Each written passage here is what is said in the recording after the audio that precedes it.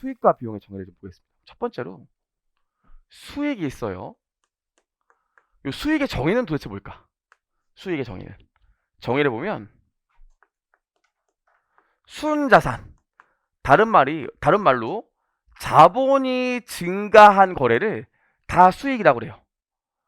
하지만 봐봐, 여러분, 제가 통장에 올해 돈이 안 갚아도 되는 돈이 1억 늘었다고 할게요. 근데 그 중에서 엄마가 3천만 원 줬대. 그럼 내가 진짜 번 돈은 얼마예요? 7천만 원이죠. 아니, 통장에 1억 늘었다며. 안 갚아도 되는 돈이 통장에 1억 늘었대요. 통장에 1억 늘었는데 그 중에서 엄마가 준 돈이 3천만 원 있대요. 그럼 내가 진짜 번 돈은 얼마예요? 7천만 원이죠. 이게 수익의 정의예요. 수익은 안 갚아도 되는 돈이 증가하면 수익인데, 다만 뭘 빼줘야 돼? 엄마가 준 돈. 주주와의 거래는 제외한 금액을 수익이라고 한다고 그랬어요. 그래서 내가 안 갚아도 되는 돈이 늘면 수익인데, 뭐라고? 주주한테 받은 돈은 제외한다고요. 어렵지 않죠? 그래서 우리 저번에도 봤지만 내가 현금 100원 받았대. 그리고 매출이 100원이야. 이거 왜 수익이에요? 수익이야. 재무상태표를 한번 봐봐요. 재무상태표를 보면 항상 대차가 일치해야 되잖아? 지금 현금이란 자산이 100원 늘었죠. 그럼 대차가 일치해야 되기 때문에 반대쪽이 모두 늘어야 된다고요. 부채가 늘 수는 없잖아. 돈 받은 건데. 그래서 자본이 늘어난다고요. 100원이. 이게 늘어나면 당연히 대차가 합계가 맞아야 되니까 반대쪽에 자본이 늘어날 수밖에 없어요. 자본이 늘어나는 거래가 됐네. 그래서 얘를 수익이라고 한다고요.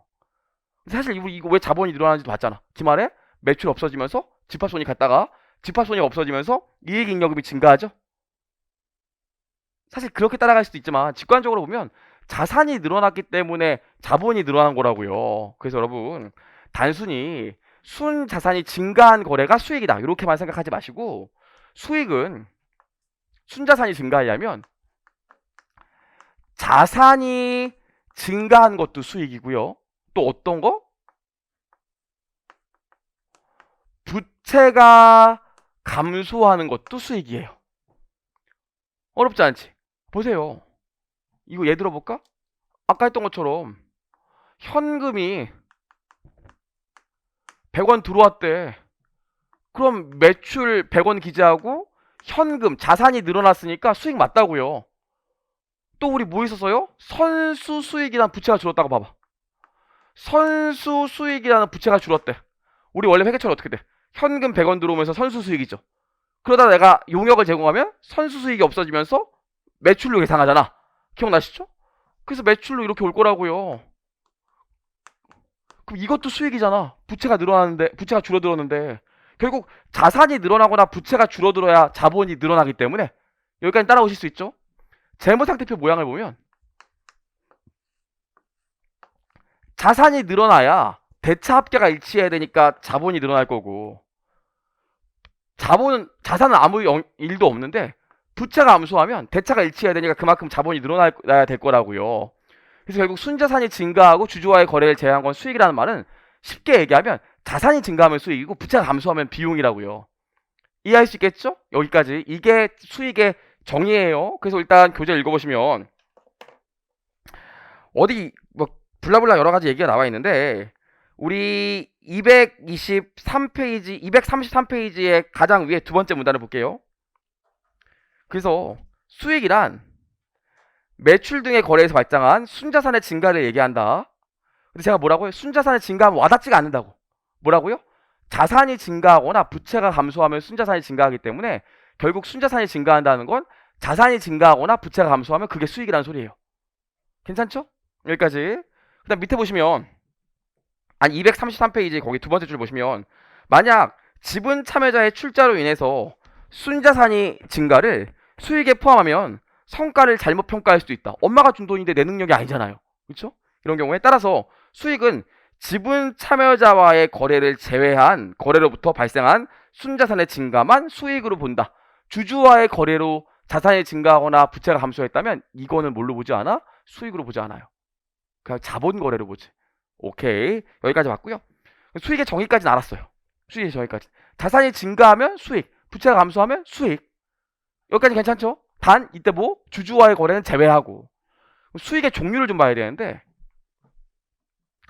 수익을 영어로 뭐라고 그러냐면 인컴이라고 그래요. 아, 나 영어 쓰는 거 진짜 싫어하는데 인컴이라고 해요. 인컴. 우리가 얘기하는 수익은 인컴이거든요. 그럼 인컴 안에 보면 수익과 차익이 있어요. 이 차익이 영어로 개인인데 이거 중요하지 않고 수익이 영어로 뭐냐면 이게 레베뉴거든요. 아, 나 스펠링 몰라. 틀리면 안 되니까 봐야지. 레베뉴. 자, 창피하다. 왜 읽어 그랬나? 레베뉴. 자, 레베뉴. 얘랑 얘가 있다고요. 그래서 이 한국말은 둘 다 수익인데 영어로는 인컴이고 레베뉴예요. 그래서 인컴 안에 레베뉴랑 개인이 섞여 있다고요. 수익과 차익이. 요거 두 개의 차이가 뭘까? 아까 사실 얘기했던 거야. 우리 정상적인 영업 활동에서 물건 파는 것들은 어떻게 회계 처리했어요? 매출로 회계 처리하고 총액으로 기재했죠. 비용, 매출원가는 따로 표기했잖아. 근데 어쩌다 한번 건물 판 거 어떻게 했어요? 현금, 건물, 현금, 토지 여기 모아놨어. 처분이익이 왔죠. 그래서 어떻게 했어요? 그냥 순액으로 기재했잖아요. 기억나세요? 우리 물건 팔았을 때 총액으로 기재하는 개념이 수익 개념이고요. 어쩌다 한번 땅 팔고 건물 팔았을 때 처분 이익으로 기재하는 게 차익 개념이라고요. 실제로 얘는 뭡니까? 이 수익이라는 건, 레베뉴라는 건 통상적인 영업 활동에서 반복적으로 벌어지는 일들은 우리가 레베뉴로 해서 수익을 총액으로 기재한다고요. 하지만 영업 활동이 아니야. 그리고 비반복적으로 일어나는 일이야. 여기서 발생하는 비반복적으로 일어나는 일이야. 여기서 발생하는 거래에서는 수익을 총액으로 기재하는 게 아니라 순액으로 기재한다고요. 마치 아까 처분이익처럼. 얘네들을 뭐라 그래? 차익이라고 해요. 아니 보세요. 사실 얘 같은 경우에는 현금 100, 매출 100 이렇게 수익으로 기재하고 재고자산 50 없어지면서 요걸 매출원가 50 이렇게 기재한다고요. 근데 이게 재고자산이 아니라 통상적인 영업활동에서 주력으로 파는 게 아니라 어쩌다 땅 판 거면 현금 100 토지 50 한 다음에 요 50을 처분 이익으로 기재하잖아. 사실 이것도 정확히 회계 처리라면 현금 100 토지 처분 수익 100 토지 없어지면서 토지 처분 비용 50 이렇게 해야 되는데 이렇게 안 하고 그냥 수익과 비용을 퉁쳐가지고 처분 이익으로 기재한다고요. 이렇게 하는 이유가 뭡니까? 어쩌다 한 번 나오니까 크게 중요한 정보가 아니기 때문이에요. 그럼 통상적인 영업활동에서 반복적으로 벌어지는 일들은 이렇게 레베뉴로 총액으로 기재하고 어쩌다 한 번 비반복적으로 일어나는 일들은 이렇게 순액으로 기재한대. 이렇게 구분하는 이유가 뭡니까? 얘기했죠. 얘는 앞으로도 계속 발생할 거고 얘는 앞으로 발생할 게 아니라고요. 그럼 미래 현금 흐름에 대한 예측 능력을 높이려면 이거 두 개를 구분하는 게 당연히 미래 현금 흐름에 대한 예측 능력이 좋아지겠지. 이거만 앞으로 계속 돈이 나오고 이건 앞으로 나올 게 아니라고요. 어쩌다 한 번 나올 거지. 이해할 수 있겠죠? 그래서 저희가 수익을 볼 때 실제로 반복적으로 발생하는 비용들은 레베뉴로 봐서 총액으로 따로따로 구분하지만 어쩌다 한 번 나오는 것들은 순액으로 그냥 수익과 비용을 합쳐서 이익 개념, 처분이익, 차익 개념으로 기재한다고요. 그래서 기본적으로 차익도 수익에 포함된다 이렇게 생각하시면 되지. 아, 차익은 수익에서 비용 뺀 거다 따로따로 공시하지 않나? 이런 생각 안 하시면 돼요. 그냥 합쳐서 이익 나오면 이 이익도 그냥 수익으로 본다고요. 이해할 수 있겠죠? 여기까지만 보시면 돼요. 그래서 차익도, 처분 이익도 수익에 들어간다. 이렇게 생각하셔야 돼요. 처분 이익도 수익에 들어간다. 오케이, 읽어보시죠. 그럼 두 번째 문단 보시면 인컴은 넓은 의미의 수익이며 여기에서 이 인컴 안에는 레베뉴와 게인스가 있다.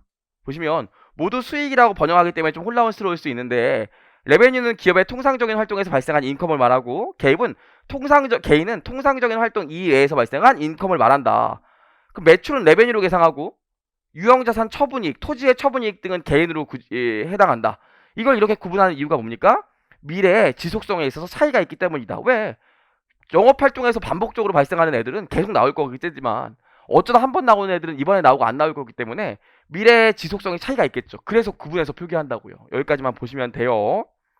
지금 이렇게 얘기하고 나중에 1차 때 이런 문제가 나오기도 해. 2차 때 이런 문제가 나오게. 내가 토지를 토지 50원짜리인데 100원에 팔았다. 수익 얼마냐? 2번. 이게 토지가 아니라 재고자산일 때 재고자산 50원짜리를 100원에 팔았다. 이때 수익 얼마냐? 이러면 둘 다 50원이라고 하는 사람들이 수두룩 빽빽이에요. 둘 다 100원이라고 하는 사람들도 수두룩 빽빽이고. 정답이 뭡니까? 토지라면 수익은 50원이고 이게 만약에 재고자산이면 수익은 100원이라고요. 이해하실 수 있겠어요? 무슨 말인지? 아무것도 아닌 것 같지만 나중에 이런 것들 시험에 아무렇지 않게 내면 아무렇지 않게 틀리고 화내시는 분들 꽤 있다고요. 둘 다 맞지 않냐고. 어떻게 두 개가 같아? 애초에 두 개를 분류해서 얘는 총액으로 기재하고 얘를 순액으로 기재하라고 했는데 나중에 요거 물어본 다음에 요거 수익 100이라고 그러고 100 맞지 않냐고 빡빡 우기면 틀린 거고요.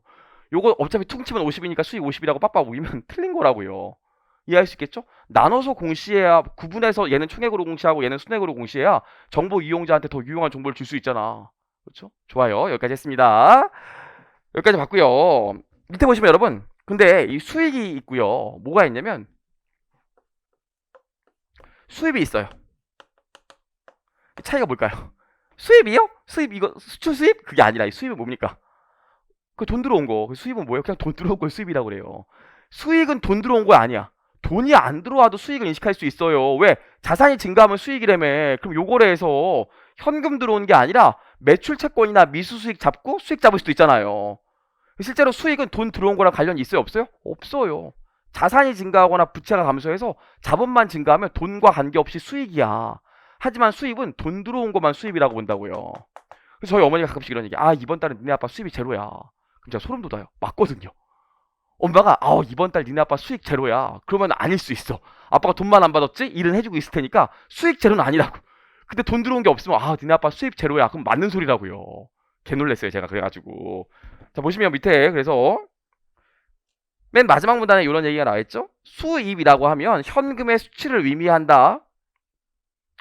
수익은 현금의 수치와 관계없이 순자산을 증가하는 것을 의미하므로 수익과 수입은 다른 개념이다. 여기까지만 좀 기억하시면 될 것 같아요.